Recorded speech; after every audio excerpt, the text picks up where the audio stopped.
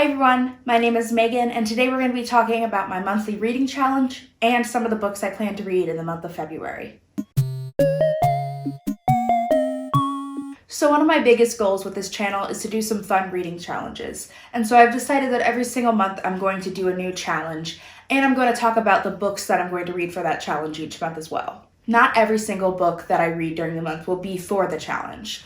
The books that I read, in addition to the books for the challenge, I will discuss in my monthly wrap-ups at the end of the month.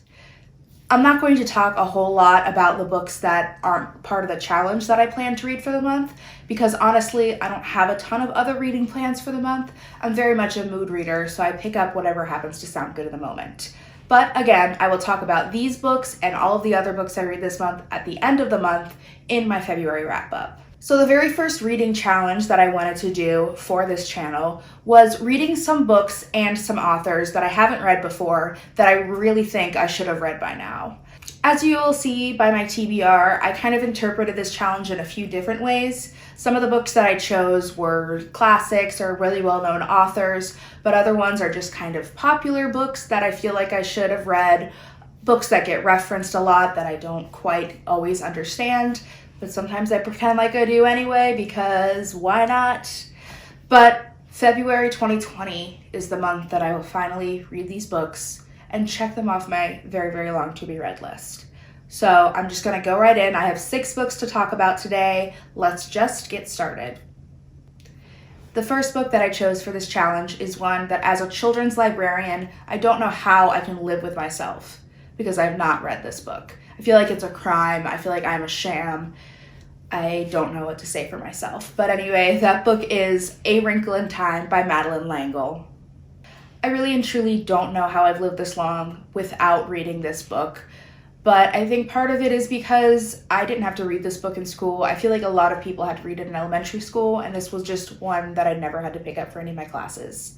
And in addition to that, I just never really thought to pick it up myself. I'm not entirely sure why. There's nothing about this book that puts me off from reading it. It just never was a priority for me to pick up.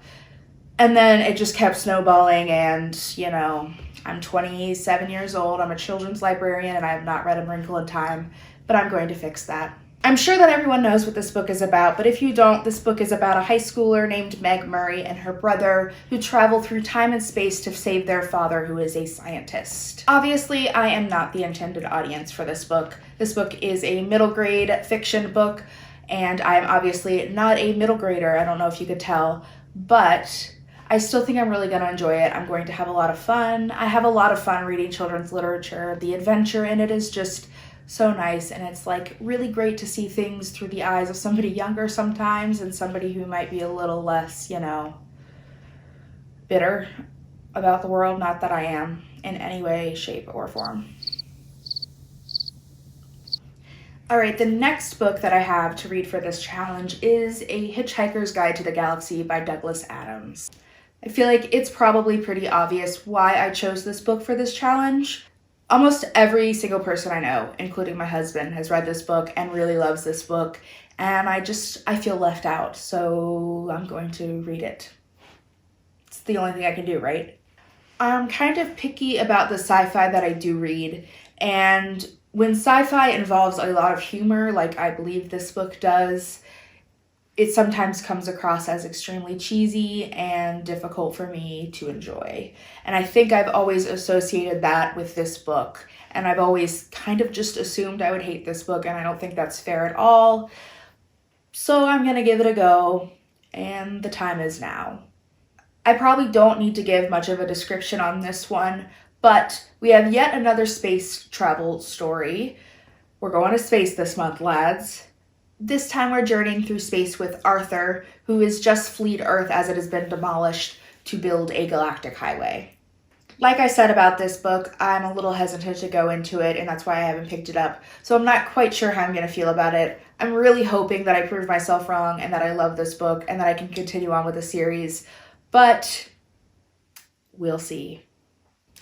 The next book for this challenge needs a little bit more explanation, but it is In Cold Blood by Truman Capote. The reason that I picked this one for the books and authors that I should have read by now challenge is because I feel like this is kind of a perfect book for me, and I've had it for many years and I don't know why I haven't picked it up yet. I read a book by Truman Capote in college and I really enjoyed it. And I also really, really love true crime. And this book is a book by Truman Capote that is essentially true crime. Also, like I said, I've owned this book for probably like 6 years now.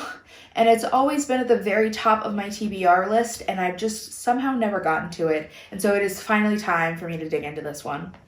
This book tells the true story of the murder of the Clutter family in Kansas in 1959. Truman Capote helps to investigate and reconstruct the murder and actually helps to successfully find the killers. This book talks about the murder and the investigation and how they were able to finally solve this crime.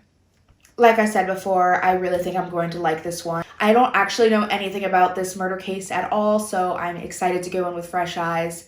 Sounds kind of bad to say I'm excited to go in and read about this family's murders, but you guys know what I mean, I hope. The next couple of books that I picked for this challenge are actually authors that I've never read before. They're both very well-known classic authors, and the fact that I haven't read them is pretty embarrassing. So I'm going to resolve that by reading both of these authors this month. The first author I want to talk about is probably the one I'm most embarrassed about, and that is Agatha Christie.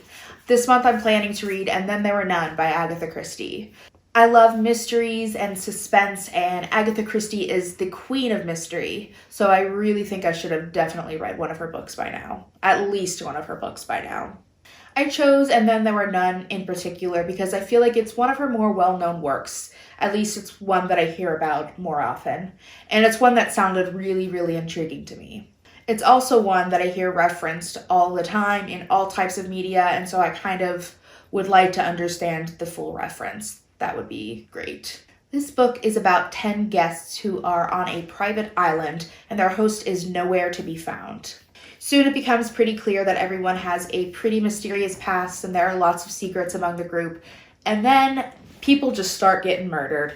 One by one, they get murdered. Honestly, that's all I really need to know about it. It sounds awesome. It sounds really fun in a weird way because it's about murder again. Here I go again with the murder. I think I'm really going to enjoy this one because it sounds awesome, and I know Agatha Christie is supposed to be an incredible author, so I'm hoping that I really like it, but at the same time I am a little apprehensive. I feel like since I've read so many mystery books, it's kind of hard to excite me when it comes to mysteries, so I'm hoping that this one is able to be unique enough and suspenseful enough that it does not bore me and that I really enjoy it. The next author that I chose for this challenge is Kurt Vonnegut. I've never read a Kurt Vonnegut book, so this month I'm going to read Breakfast of Champions. Again, I hear Vonnegut's work referenced all the time, and I feel kind of like an irresponsible book lover because I've never read one of his books. I'm not really sure why I've never read any Vonnegut in the past.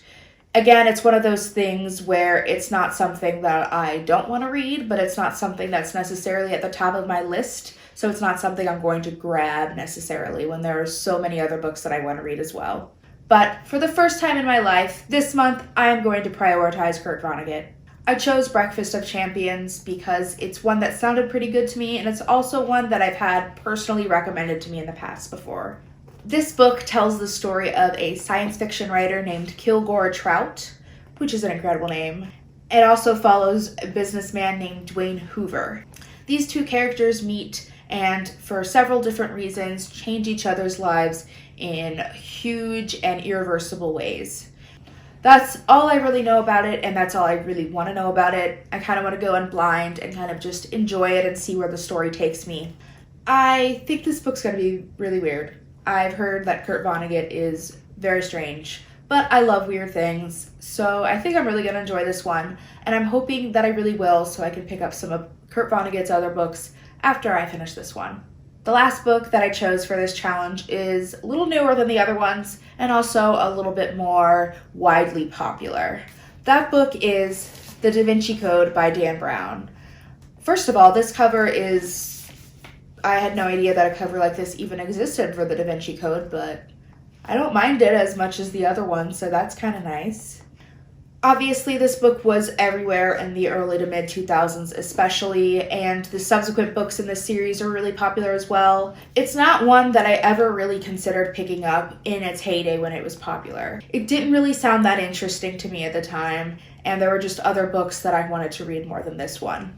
This book, of course, follows Robert Langdon, who is a symbologist. All I know about this book is that he's helping to solve a murder, and he's also being led by Da Vinci by all these codes and clues and things, and it sounds fun. While this book is very popular, I feel like this book also has a pretty bad track record. I think that a lot of books that become extremely popular like this one automatically get a bad rap, just because a lot of people, especially people in the reading community, if I'm being honest, kind of see them as lesser books than books that might be a little harder to read, maybe a little more difficult to get into. So I'm going to try to go into this book with no expectations and not try to let the opinions that a lot of people have on this book weigh it down for me.